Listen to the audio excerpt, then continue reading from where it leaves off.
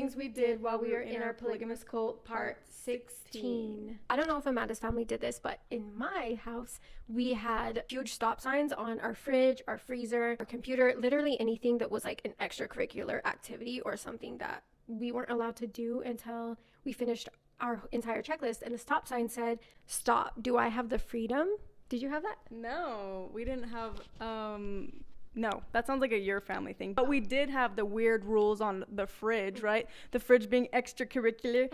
It's literally, I think every single cult member in the order has the same trauma from food because even just at the private elementary school that the order owned, they would have people basically guarding the garbage cans to make sure kids don't throw away food. And they did it even to me when I was a teacher. The first wife was guarding the garbage can and she was like, you missed a spot on your tray. You can't throw that away. And it was a corn kernel. So when I was in 4th grade, I had a substitute teacher, and as she's talking to one of the students, she's just pouring salt the entire time she's having her conversation. And I remember staring at it and thinking, like, that's gonna be really gross. She takes a bite and she's like, "Oh, this is burnt." So she asks me to go pour it out.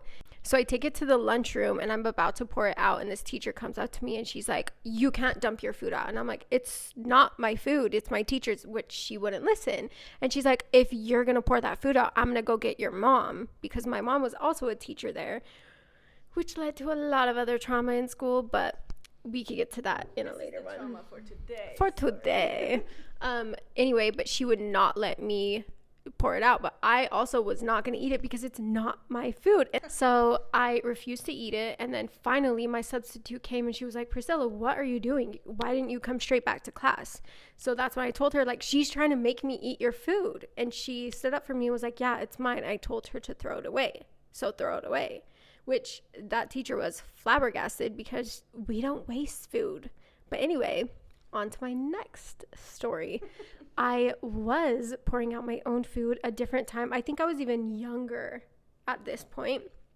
And I had poured out my food into the garbage can. This was a day that they had 2 options. Do you remember that? Where they would serve the old food, which, by the way, the side note, the lunch lady would go to like Smith's Marketplace and all these grocery stores and ask for their rotten produce that they would say that they're giving it to their farm animals because the order owned a farm, but they would actually get that rotten produce and they would cook stuff with that rotten produce and feed it to the kids.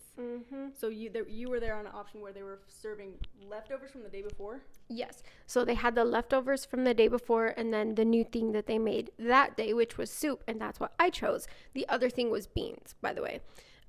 So I poured out my soup and she was like, "You're not going to waste food." She scoops into the garbage can beans, okay? Beans. Like, it wasn't even my food. And she puts it back on the tray and she's like, "You're going to eat this." I'm like, "That's not my food." And I'm sitting there crying. I'm like, "That's not my food." But I ate it and I cried and was gagging the whole time because she was going to call my mom over, and my mom was really scary, okay, you guys. I feel like I have a really bad relationship with food now that I'm out of the order. I struggled for a long time in the beginning, and I think a lot of us struggle with we have a weird emotional attachment to wasting food. And one time when I was after we were done filming a scene from Escaping Polygamy, all of us producers and like us in the cast went to a restaurant, I think it was Applebee's, and we ordered a bunch of food, and they were gonna leave their food. So I was like, can I box this stuff up? And they laughed at me. but it was like I think it was a laugh of endearment. Yeah. But it made me realize like it's not normal to have this like physical, like, I'm gonna go take not only my leftovers but everybody else's.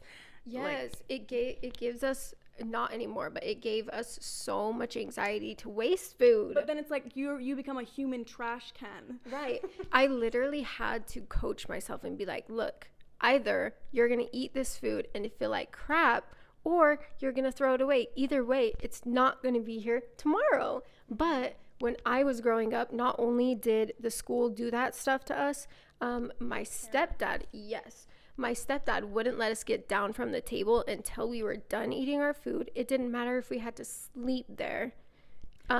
And apparently all of the order parents, we both have this in common. We would have to, every morning they would have us eat oats and raisins or just oats and milk. But if you didn't finish your oats in the morning, when you come back from school, you got to eat that soggy, gross Bro. It's like consistency of like, Yeah, it's boogers. it's disgusting. It's like slop. So a few years after I had left the order, I saw my stepdad and I was like, "Oh my gosh, you lost weight. Like, what did you do?" And this motherfucker tells me, "Oh, I just started listening to my body and I stopped eating everything on my plate. I just started stopping when I was full." And I'm like, "Oh, did you? Did you?" Would be so nice. Isn't that so nice? Mm-hmm. What did you say? Were you just like, oh, I'm like, "Oh, cool." Not like I have so much trauma from you force feeding me rotten food, basically. Right. And buying their moldy cheese at church. This is probably a story for another day, but on Sundays, that was the day that like everyone would go to church. All the polygamists would sell their like raw milk. For some reason, moldy cheese was on the menu every Sunday, and Mom would just be like, "Just cut around it." And we would make our little cheese sandwiches out of it. But yeah, there's so much more we could go into detail about that whole like food stuff. Even at the grocery store, I remember people giving themselves pats on the back saying, "I bought the cans that were dented because I don't want the Lord's grocery store to go out of business. So I buy the rotten produce and I buy those dented cans." Like it was like a badge of honor to be a human trash can, like literally.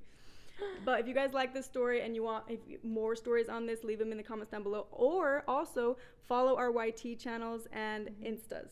Link in the bio. Go to my TikTok for part 7,000. See you there.